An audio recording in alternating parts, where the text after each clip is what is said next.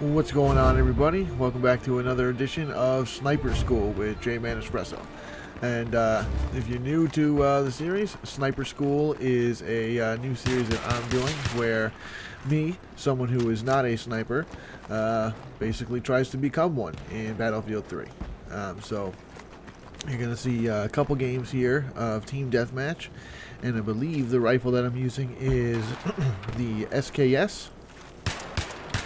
I'm not sure on that. It might be the SKD or the other one. But one of the standard sniper rifles. I haven't unlocked any new rifles. And reason why I'm playing Team Deathmatch is because really I'm not that confident with my skills as a sniper yet to hop into an objective-based game mode and feel like I can contribute much to the team. So I feel like I can get used to it better in Team Deathmatch. So I want to talk about a couple tips and tricks that you can use, and a couple ways of moving around the map, and some things that I'm learning, and things that how it's going to be different from running with an assault rifle or a submachine gun. So the first things first is with a sniper rifle, you know, aside from trying to like quick scope or whatever, because you can bring up the sights pretty fast. You need to remember that you don't have the automatic fire or the, basically the fast lethal firepower that the guys with the assault rifles have in close range engagements.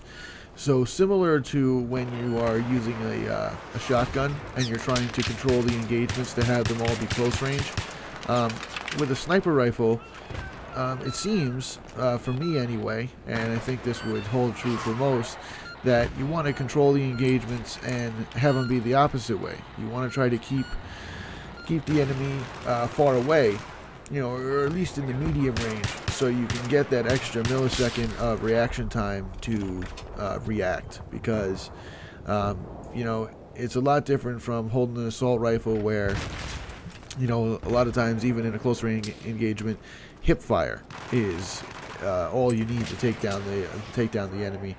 Whereas with a sniper rifle, you got to bring up the scope, and it's semi-automatic fire, and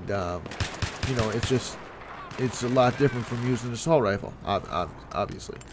So that's something you want to be aware of. That's something you want to be thinking of when you're moving around the map.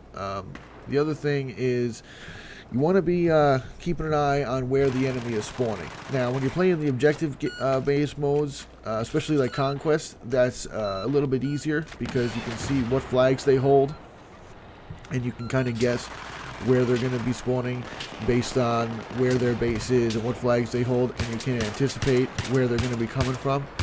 But in Team Deathmatch, you need to look at where your team is and where you guys were spawning and what side of the map you're on.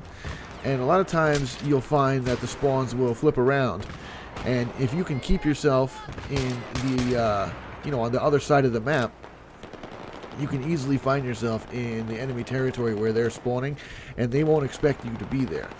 And that can definitely help with you getting the jump on them and being able to get some kills with the sniper rifle. Actually, I believe here I switched to the MK11 real quick at the end of this match, but I don't think I got any kills with it. Just got a couple kills with my pistol. And that's something else I'll bring up here.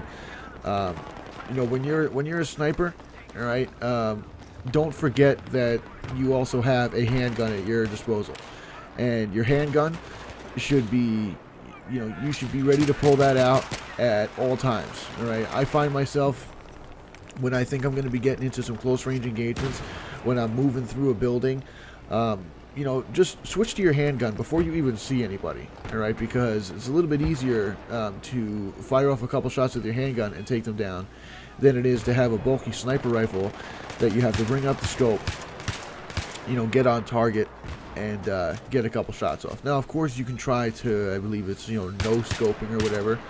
You can try doing that.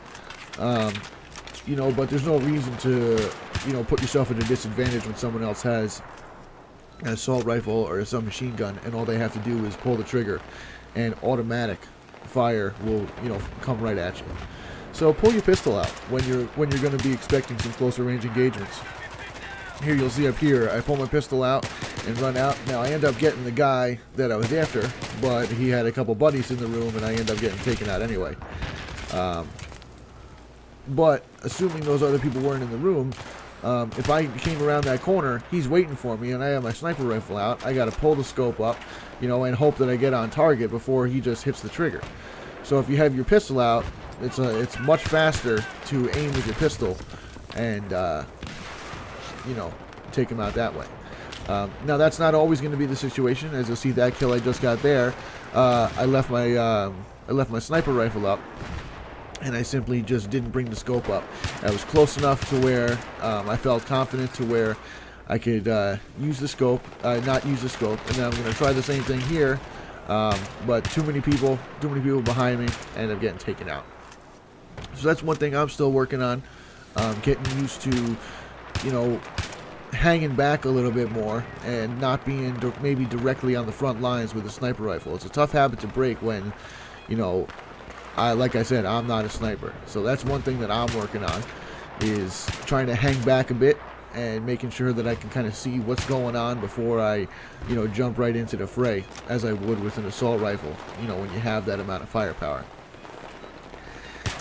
One of the other things that I want to talk about is with the sniper rifles in this game, at least the first ones, before you unlock anything, you know, they're semi-automatic weapons, all right?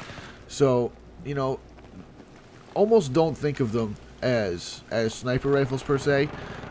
Think of it more as simply what it is, a semi-automatic rifle with a high power scope on it, you know, and you can even put some of the lower power scopes on it if you wish, and then you can even put a red dot sight on it, you know. But the nice thing about it is you still have the ability to steady the rifle if you hold the button that allows you to run, you know, like the sprint button, or on the consoles you probably just hold down one of the sticks.